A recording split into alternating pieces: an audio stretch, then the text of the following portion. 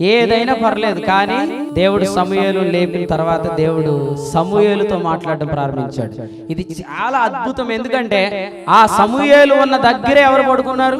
ఏలి పడుకున్నాడు. కానీ ఏలికి వినబడని ప్రత్యక్షత సమూయేలు. వాళ్ళ దగ్గర బైబిల్ ఉంది, మన దగ్గర బైబిల్ ఉంది, మనం చదివే భాగం వాళ్ళ దగ్గర ఉంది.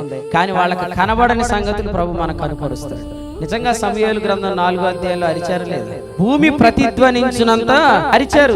ఆనాడు ఎవరున్నారు? సమూయేలు లేడు, హోప్ని ఫినెహాసులు ఉన్నారు. హోప్ని ఫినెహాసులు ఉండగా కేకలు వేసినప్పుడు కేకలు విన్నవారు అసలు దేవుడే వారి మధ్యలో ఉన్నాడు అనుకుని వచ్చారంట. కానీ వాస్తవం వారి మధ్యలో దేవుడు లేడు. ఇశ్రాయేలీలు 2 మార్లు అధ్యాయంలో ఓడిపోయారు. కానీ ఈ రోజు ప్రభు మన మధ్యలో ఉన్నాడు. చాలా కాలం తర్వాత మన ప్రభు మళ్ళీ స్థానము దొరికింది. ఆయన స్థానం ఏది? 7 సువర్ణ దీప స్తంభముల మధ్య, అక్రమకారుల మధ్య, 2-3 నా నామం ఎక్కడ కూడి అందరు వారి మధ్య, సింహాసనానికి 4 జీవులకు పెద్దలకు మధ్య ఆయన స్థానం మధ్య. తిరిగి ఆ మధ్య స్థానంలోనికి యేసు ప్రభువుని తీసుకొచ్చే జనరేషన్ దేవుడు లేపాడు. వాళ్ళు ఏం చేస్తున్నారంటే ఆయన స్వరాన్ని విన్నారు, వారు వెళ్ళి ఆయనకి తలుపు తెరిచారు. తిరిగి ప్రభు మధ్యలోకి వచ్చాడు. ప్రభు మధ్యలోకి వచ్చాడు అంటే రివైవల్ స్టార్ట్ అయిపోయింది. సో ప్రభావం తిరిగి ప్రారంభించబడింది.